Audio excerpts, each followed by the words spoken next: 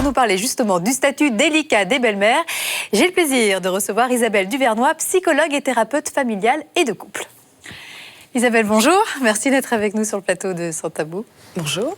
Alors, il y a un proverbe français qui dit « Le mariage, c'est pas la mère à boire, mais c'est la belle-mère à avaler ». Vous êtes d'accord avec ça ou pas? Qu'est-ce que vous en pensez? Alors, bon, le mariage, c'est un petit peu plus compliqué que ça, mais oui. Cette phrase rigolote du fait du jeu de mots qu'elle contient a surtout le mérite de rappeler que lorsqu'on se marie, si on choisit son conjoint ou sa conjointe, on ne choisit pas la belle famille qui va avec, et il faut bien s'en accommoder malgré tout. C'est une relation donc de contrainte qui peut plus ou moins bien se passer. Isabelle Duvernois, merci d'être avec nous sur le plateau de Sans Tabou. Alors, c'est vrai qu'on parle souvent des rapports belle-mère, belle-fille et beaucoup moins des rapports gendre-belle-mère. Pourquoi? Parce que ça se passe mieux en général?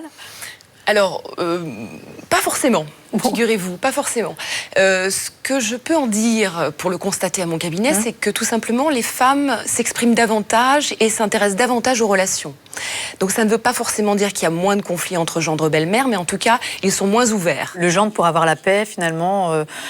va rien dire pour pas se brouiller avec sa belle-mère. Tout à fait, mais il peut ne pas en penser moins pour autant. J'aimerais qu'on revienne sur le cas de Christine et de sa fille, parce que là, c'est vrai que le lien est tellement fort qu'il met en péril le couple d'Ameline et d'Arnaud. On a l'impression que c'est presque un couple à trois, donc forcément, ça peut pas marcher.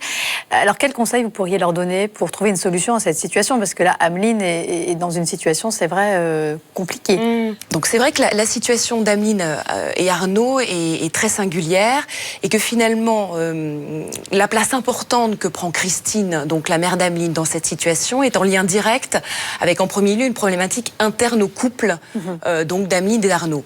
Enfin, Ameline est tombée enceinte très peu de temps après leur rencontre et elle a décidé de garder cet enfant, ce qui est quand même donc leur couple est assez fragile, en fait. Ouais. Leur couple est assez fragile. Ils formaient à peine un couple et donc étaient pas prêts à être parents à ce moment-là. Et ils ont eu besoin, et Ameline a eu besoin du soutien de sa mère dans cette situation. Donc effectivement, le conseil que je pourrais leur donner, c'est que plutôt, parce qu'ils semblent avoir besoin d'un tiers pour les soutenir face à leur fragilité, mais plutôt que de faire appel à Christine, d'aller frapper à la porte plutôt d'un professionnel extérieur à la famille, au sein d'une PMI par exemple. D'accord. Alors parlons maintenant des relations belle-fille, belle-mère. D'après des études, dans 60% des cas, ces relations seraient conflictuelles, tendues. Alors, à qui la faute? Est-ce que c'est la faute des belles-mères jalouses qu'une autre femme occupe la première place auprès de leur fils, ou la faute des belles-filles aussi, qui sont jalouses des sentiments de leur mari pour leur mère, qui reste quand même leur premier amour? Alors, où les torts sont partagés, j'imagine? Ce qu'il faut comprendre, c'est qu'entre deux femmes, il y a plus de possibilités de rivalité quand même. Déjà, dans un premier temps, parce que elles ont de l'affection pour un même homme, et puis aussi parce qu'elles occupent des fonctions similaires de mère. Et du côté de la belle-fille, ça peut être le reflet de difficultés relationnelles qu'elle peut avoir avec sa propre mère, par exemple. Et au contraire, la difficulté pour elle d'avoir une relation proche avec une autre femme, justement, que sa mère. L'arrivée des enfants, ça complique encore plus ces relations, parce que... voilà, moi j'ai de la chance, j'ai une belle-mère qui est adorable, qui n'est pas du tout envahissante, mais c'est vrai que les seuls points de friction qu'on peut avoir, c'est sur l'éducation des enfants. S'il vous plaît, pas trop de bonbons ou, pendant la journée, et on revient le soir, et ils ont mangé des bonbons toute la journée, ils sont malades, ils ont mal au cœur, et c'est vrai que du coup on en revient un peu à sa belle-mère. Mais voilà.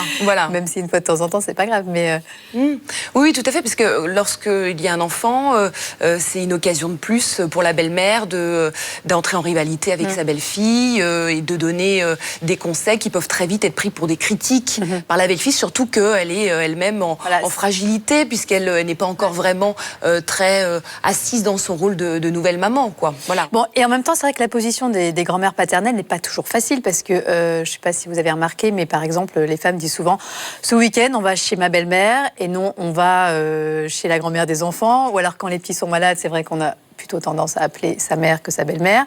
Et d'ailleurs, il y a un chiffre qui parle de lui-même, 72% des fêtes de Noël se passent chez la grand-mère maternelle. Donc c'est vrai que la position n'est pas toujours évidente non plus pour Oui, bien sûr, la belle-mère. puisque la belle-mère est en rivalité donc avec sa belle-fille, mais aussi avec la mère de celle-ci. Bien sûr. Et forcément, une jeune femme a plutôt tendance, quand elle est en difficulté, à appeler sa propre mère que sa belle-mère. Donc, en effet, ça met la belle-mère plus facilement dans une position de rejet. Donc, mon conseil, ce serait, de la part de la belle-fille, d'essayer quand même d'équilibrer les choses au niveau de la...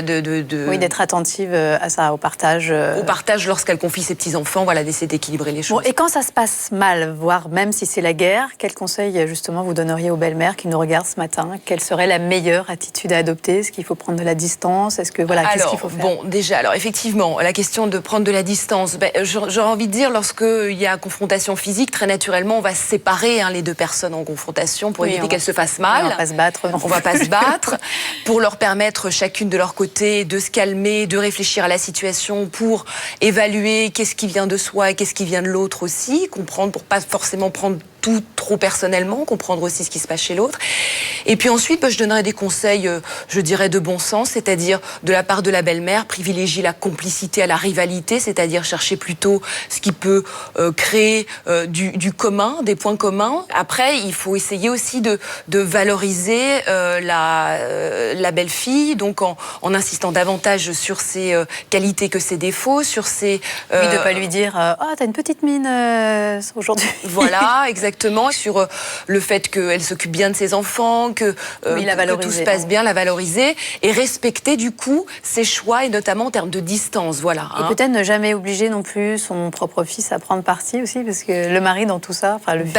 c'est compliqué parce que ça le met effectivement dans un conflit de loyauté, et que c'est très compliqué pour lui de devoir choisir, et on n'a pas effectivement à lui demander de choisir entre sa mère et sa femme. Voilà. Parfait, merci beaucoup Isabelle Duvernois pour tous ces conseils. On devrait créer une journée mondiale de la belle-mère, parce qu'il y a plein de journées qui ne servent à rien, au moins celle-ci serait utile. Alors, la semaine prochaine, nous parlerons des familles nombreuses. Alors, vraiment, vous allez voir, on est fait pour ça ou on ne l'est pas, parce que ça demande beaucoup d'organisation et une patience à toute épreuve. Je vous souhaite en tout cas de passer une très très bonne journée sur Chérie 25, et je vous dis à demain. Bye bye.